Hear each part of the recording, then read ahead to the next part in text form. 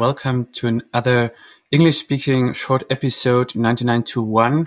This time it's a huge honor for me to present you Francesca Albanesa. She is, from the UN Special Rapporteur on the situation of human rights in the Palestinian territories occupied since 1967. And thank you for sharing your experiences and having taken your time to speak with us about your recent time in Germany.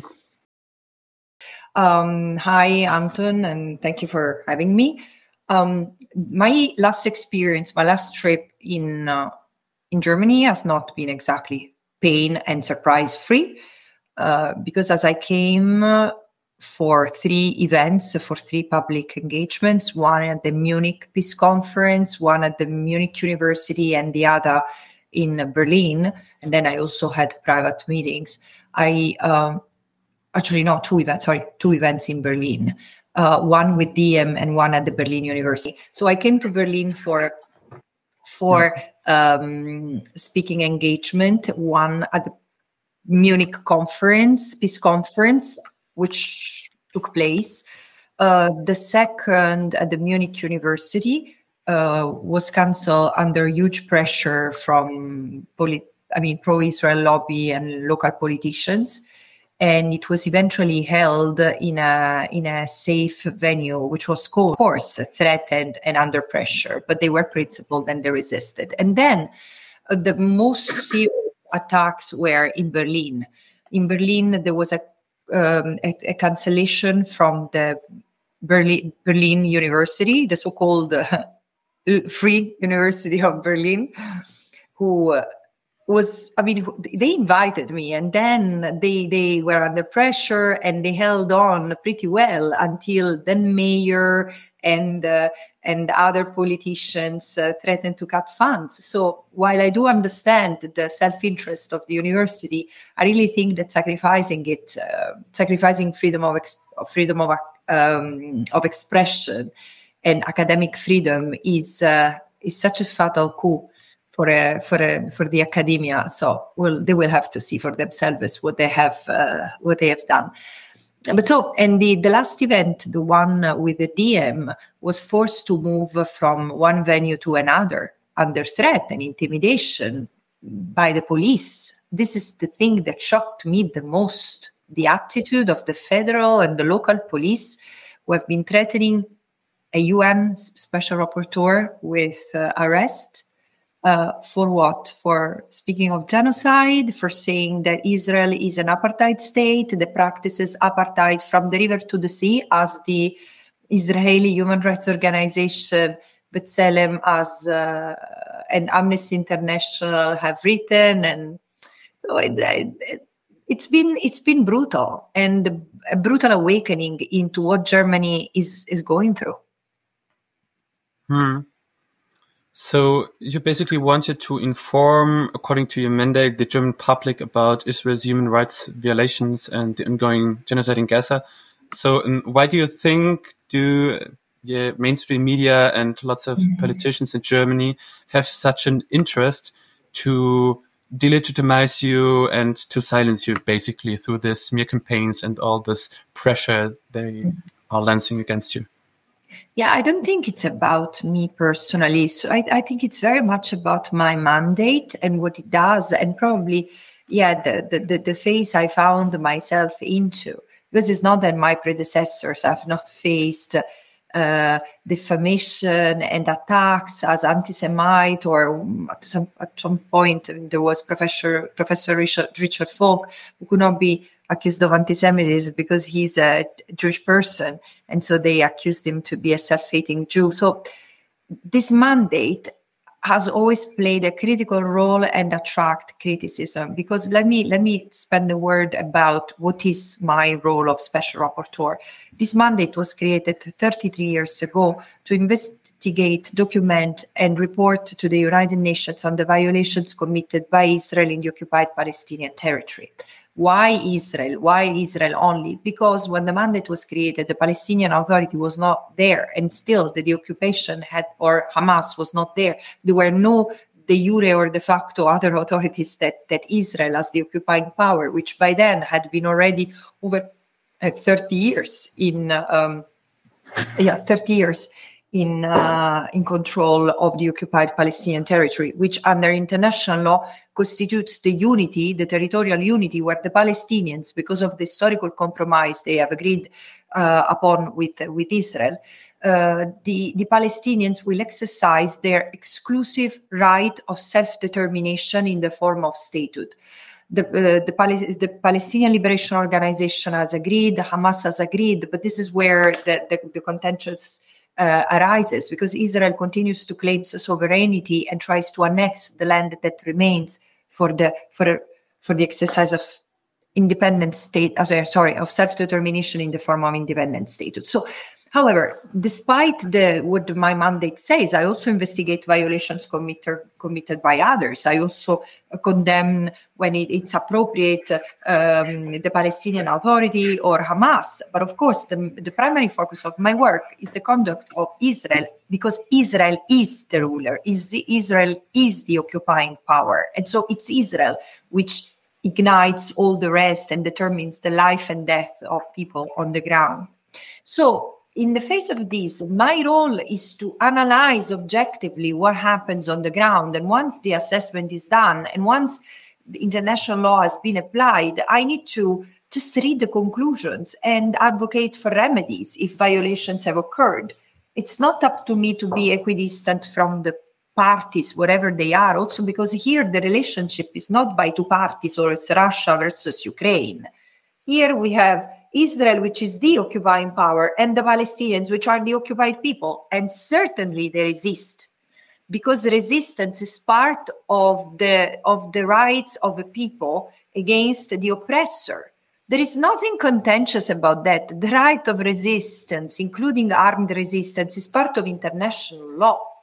And of course, it has limits. It cannot target civilians. It cannot kill civilians. But this is why there is something called accountability, which I've invoked against all people from Hamas or other groups who have committed violence against Israeli civilians. So this is out of question. You see, it's so simple and linear.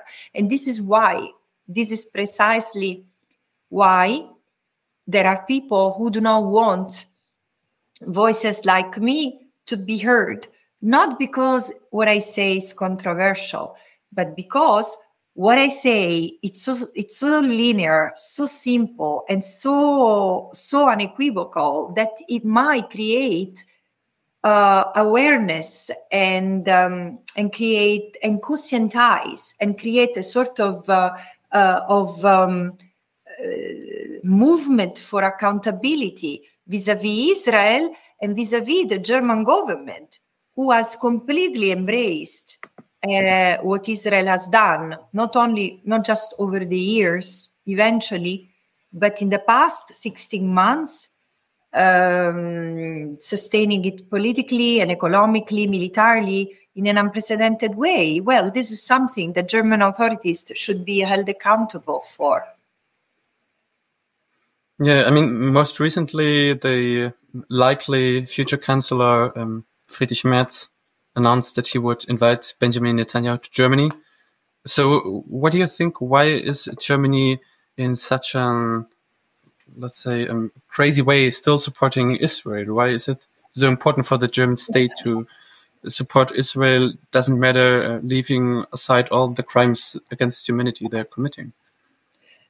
Look, I cannot tell you why. Probably you as a German person should tell me why.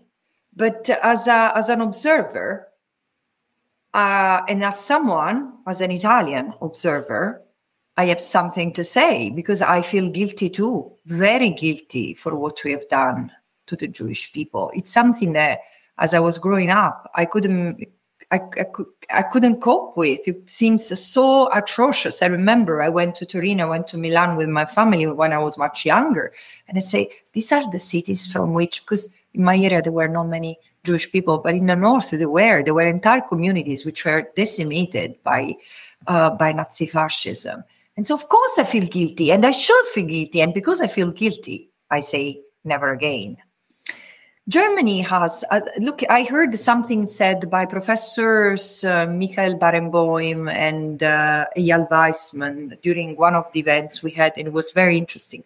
They were commenting on the fact that they are more experienced than me because they've lived in Germany. It's like if Germany didn't have its own identity after the Nazi fascists, after the Third Reich, re-emerging into the international community for Germany was about distancing themselves from the past. And yes, there was the Nazification, but what about the people? What about the people who had seen it, who had not said anything, who had let their Jewish fellows, neighbors, colleagues being taken from their homes, put in ghettos, completely dehumanized?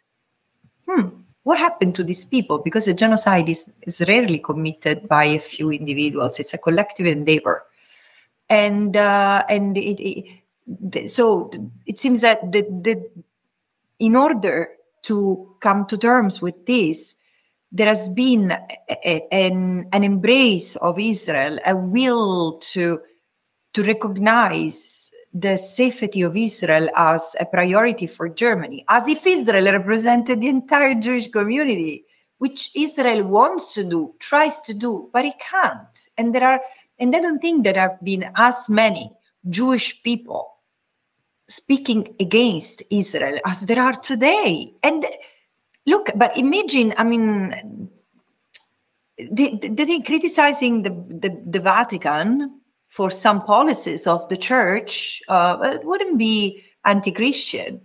It would have to do with the state. And so here, the criticism of the state of Israel has nothing to do with the Jewish people. And this is where Israel intentionally blurs the lines, and Germany follows. Germany repeats what Israel says. So criticizing the state of Israel is considered anti-Semitic. Saying that the Holocaust was was the genocide that was committed in Europe for the first time. And then there has been the genocide of the Bosnians, which is also, it's still Europe. And then there were other genocides before this, including one that the Germans committed in Namibia against the Nama and Herero. And there is also the genocide of the Roma and Sinti, who were killed during the same period while the Jews were exterminated and genocided. So I think that it's time for the Germans to reflect on what has been the reason that has pushed them to commit 2 genocides in 30 years. Because it's racism. It's racism. And I speak as someone who sees that disease, that social disease in my own society. The disregard toward the other because of religion, because of color of the skin, because of gender, it's something that it's extremely widespread in our societies and needs to be healed. So this is why I think that what has happened, let's say the Albanese debacle in Germany, should be an opportunity to reflect upon why Germany is standing, providing weapons and providing political cover to a state which has killed 60,000 people in 15 months, plus almost 1,000 people. This is in Gaza, 1,000 people in the West Bank. It has totally destroyed Gaza. Totally. What is Germany missing exactly? I don't know. So what does this attack on your mandate mean for both civil liberties in Germany and the basis of international law? So international humanitarian law and the Geneva Convention, which is always like the big international instance where most countries should refer to and should implement. Yeah. I would leave the reflection on what it means for Germany to the Germans, especially to the human rights organizations who have been pretty silent while the police was beating up many of those standing in solidarity with the Palestinian. For 1 year, many of them didn't say anything, like of the German human rights organization, like Amnesty never translated the human rights violation report into German, for example. about Israel. And just like But recently, you have they so many started to organizations. I mean, translate again, something. I don't want to speak to anyone in particular. Also, because Amnesty, frankly, again, look at what Amnesty is doing today. We will have time to think of the mistakes of the past. But while Amnesty today has come out strongly denouncing the genocide, Yeah, it's very important. It's very important. Where are the others? Where are the others? And where are the others? While there are people, including children, who have been apprehended by the police for carrying the Palestinian flag.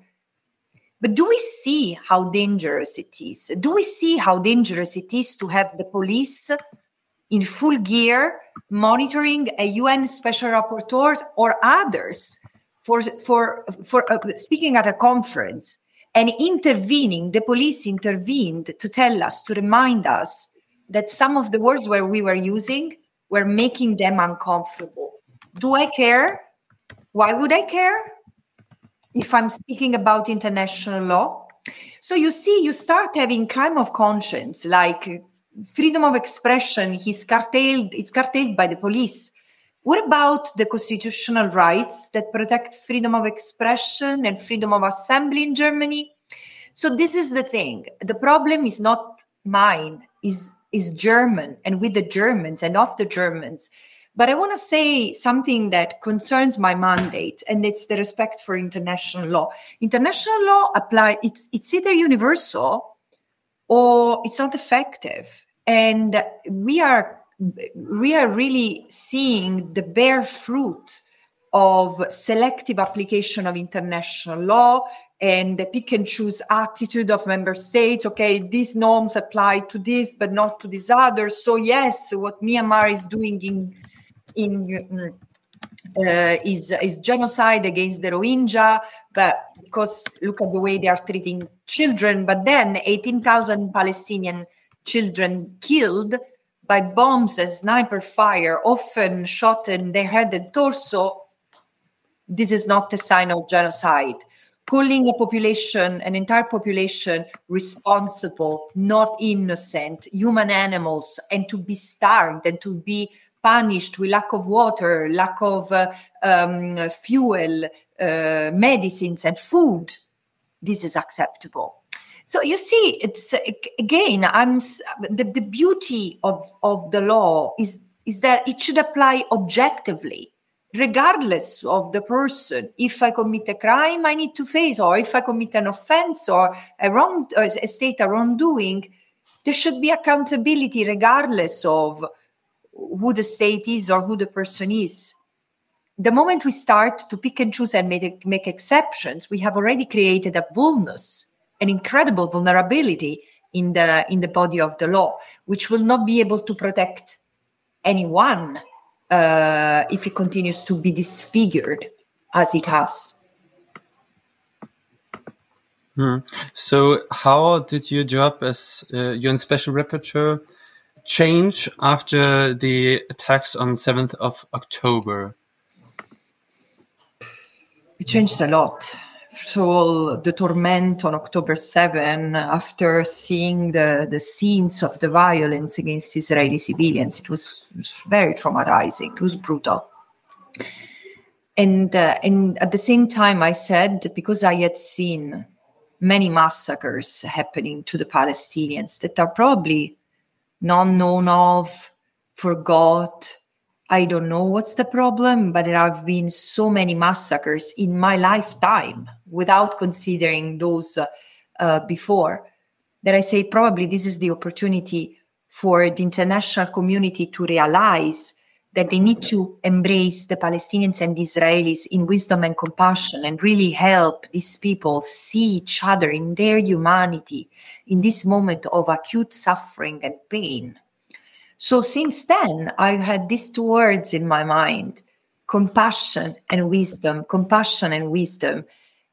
And I've always thought that I would deliver. So I've continued to deliver my mandate in the most inclusive and possible way, but always upholding international law. So, for example, it has been about cutting through the wall of denialism people defending Israel's war on Gaza, self-defense, and they say, no, Israel cannot invoke self-defense. Israel needs to restore law and order and ensure accountability, but through other means. It cannot wage a war against the population it keeps under perpetual occupation and oppression and apartheid. I've been warning of the risk of genocide, the serious risk of genocide, and then documenting that a genocide was unfolding. I've worked with other 60 special rapporteurs. We have never, 30.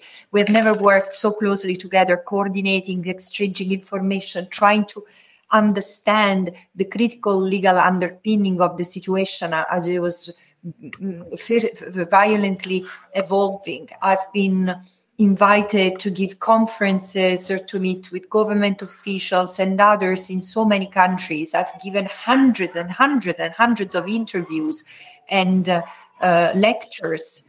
And so my life has become busier than ever, and but also more painful, because it has been very painful to document the genocide, both through what was coming out of Gaza, the testimonies of the survivors or the first responders. And it was also very heavy to see the evidence that the soldiers themselves were producing, which was self-incriminatory. And I couldn't make sense of how these young people could do that, could reach that bestiality. And this is not to say that what Israelis had suffered on October 7 was not monstrous. Of course, there were attacks on hundreds on Israeli civilians, and there were attacks on hundreds of non-civilians, of soldiers. The first is a crime, the second is not. And still, because I've seen this happening over and over and over in Gaza, in 2008, in 2012, in 2014, in 2018, in 2021, 22, 23, just in the last 17 years. The massacres of people in Gaza, the eradication of entire families. And so this has been, again, Palestinians have been massacred without anyone seeing. And this is why when people ask me, so what do you have to say about the Bibas children? I've cried for the Bibas children as I cry for any child, and as I cry for the Palestinian children. I mean, no. So, when I'm asked, what do you feel about the Israeli children who have been killed? There have been 36 Israeli children who have been killed. And I feel deep sorrow for each and every of them, as I feel deep sorrow for the 18,000 Palestinian children who have been killed. So innocent were the Israelis, innocent were the Palestinians. The thing that really frightens me is the selective morality and ethics of people who can cry for the Israelis and not cry for the Palestinians. What's wrong with you guys? And so, yeah, my work has become, of course, more intense vis-a-vis member states. There are member states who have clearly lended their hands and say, let's work together for justice, for accountability, for end of complicity. Other states have become very aggressive, and I'm sorry, Germany is one of them. Yes. So Israel's military has especially been criticized for its violations against the Geneva Convention, and this convention shall civilize the most uncivilized thing, which is war. You said it by yourself that the selective application of this international law is a huge danger. You warned of the tendency to just reduce international laws, that countries just use it when it's convenient for them. So why is it so tough to obligate Israel to those rules of international law? Because Israel operates as a state of exceptions and is not the only one. I think that while Western states have been more or less compliant and decided to abide by international law, Israel and the US have not. So the last 16 months have exposed the brutal reality. And the point is that this is leading to the dismantlement of the multilateral order that has been in place since the Second World War, premised upon the UN Charter, Human Rights Treaty, the Geneva Conventions, to reduce the monstrosity of wars, the calamity of wars, to protect the most defenseless in wars, which are civilians. And instead, what Israel has done in the past 16 months is normalize a world without civilians, because everything has become destroyable. Everyone has become killable. And the script that Israel has used in Gaza has been used in Lebanon right now. I mean, very recently. And this scares me, because it's true, the system has not served everyone equally. For example, those in the Global South have been the least benefited from it. But we in the West will miss very much the human rights system when it's no longer there. So this is why I think we should really act promptly, strategically, guided by principles in defending what we have. So, yeah, thank you very much, Francesca Albanese, for your time. I wish you all the best. And please continue to fight for your mandate and give the best you can. Thank you so much. The best. Bye. Leute, wir brauchen eure Hilfe. Wenn euch dieses Video gefallen hat, klickt auf Like, abonniert den Kanal und vergesst nicht das Glöckchen zu drücken, damit ihr benachrichtigt werdet, wenn wir neuen Content droppen. Außerdem solltet ihr uns überall folgen, wo wir verfügbar sind. Das ist Facebook, Instagram, Twitter und Twitch. Und wenn wir irgendwelche Ankündigungen machen oder Posts, dann shared, was das Zeug hält. Gebt uns all eure Liebe. Wir haben mittlerweile ziemlich signifikante Kosten. Wenn ihr es euch irgendwie leisten könnt, unterstützt uns doch auf Patreon. Dann kommt ihr auch in den Genuss verschiedener Vorteile, wie zum Beispiel Zugang zu unserer Discord-Community oder Zugang zu den ultrageheimen Patreon-Episoden, die wir dort posten. Außerdem könnt ihr uns natürlich auch über PayPal Spenden zukommen lassen. Außerdem haben wir mittlerweile einen eigenen Online-Shop. Das heißt, wenn ihr euch immer noch fragt, was ihr euren Lieben zu Weihnachten, Ostern oder sonst wie schenken könnt, geht dorthin und kauft duftes Merch.